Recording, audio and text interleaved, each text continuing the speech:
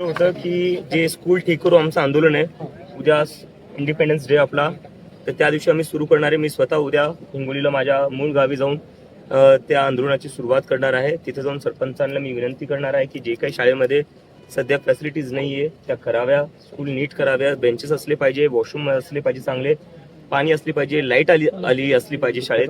आणि असंच आम्ही जेवढी आमची टीम आहे सगळी देशभरात असे प्रत्येक ते त्यांच्या गावी जातील आणि तिथे जाऊन सरपंचांना आणि गावकऱ्यांना रिक्वेस्ट करतील, कारण की आम्हाला सगळ्यांच्या सहभागाने करायचंय, सगळ्यांना सोबत घेऊन करायचं. आणि मला नक्की वाटतं की हा एक असा मुद्दा आहे, गावातल्या ज्या शाळा आहेत त्याच्यासाठी सगळा देश एकत्र येईल.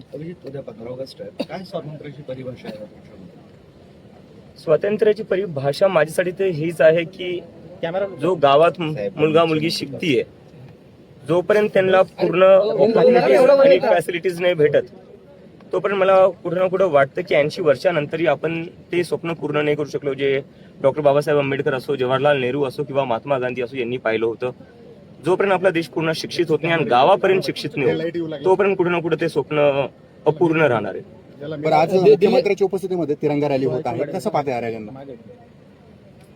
झाली पाहिजे. आता तिरंगा रॅलीवर काय, झालीच पाहिजे. ती स्वातंत्र्य दिवस आहे उद्या आपला, ते झालंच पाहिजे. पण कुठं ना कुठं शिक्षणावरही थोडं लक्ष दिलं पाहिजे. कधीपर्यंत आपल्या गावाकडचे, म्हणजे आता सगळ्यात जास्त महाराष्ट्रातनं व्हिडिओ येत आहेत जे लहान मुलांचे येत आहेत.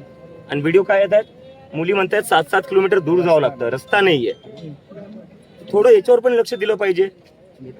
एक वेगळा प्रश्न आहे. सरन्यायाधीश सूर्यकांत यांच्या विरोधात आंदोलन करणाऱ्या हैदराबादच्या नालसर युनिव्हर्सिटी ऑफ इंडियाच्या विद्यार्थ्यांना देशभरात आता वकिलीसाठी नोंदणी करता येणार नाही. बार काउन्सिल ऑफ इंडियाचे अध्यक्ष मनन मिश्रा यांनी हा निर्णय घेतलेला आहे. काय तर फक्त त्यांनी आंदोलन केलंय सीजे.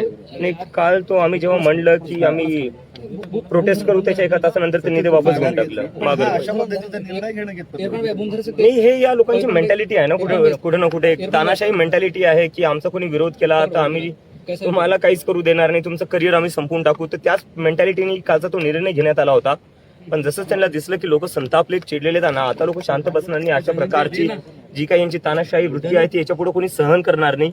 हे काल पुन्हा एकदा सिद्ध करून दाखवलेलं आहे लोकांनी आणि जेनझीनी. ज्या प्रकारे त्यांनी लगेच एका तासात हा निर्णय जो मागे घेण्यात आला, त्यावरनं आता मला वाटतं की सरकार कुठे ना कुठे समजायला लागली आहे की आता ही तानाशाही वृत्ती चालणार नाही जास्त. सूर्यप्रकाशांच्या राजीनाम्याची मागणी होते काही कारणावरून, काय नक्की प्रकार? कशावर तो काय, कोणती मिनिस्ट्री आहे सौरभदासकडे? कशासाठी राजीनामा, पक्षातून बाहेर कशासाठी? नाही, काय कॉन्ट्रोवर्सी आहे ते कळत नाही. सीजेपीची बैठक होती दिल्लीत, त्यावेळेस तुम्हाला हॉल उपलब्ध करून दिला नव्हता, दबाव टाकणार होता, नेमकं काय आरोप होता? नाही, आम्ही 7-8 हॉल्स पाहिलेत, पण कोणीच हॉल द्यायला तयार नव्हतं. कारण हे सांगत होते की तुम्हाला हॉल दिला तर आम्हाला आधीपासून धमक्या भेटल्या की हॉल द्यायचं नाही CGP ला.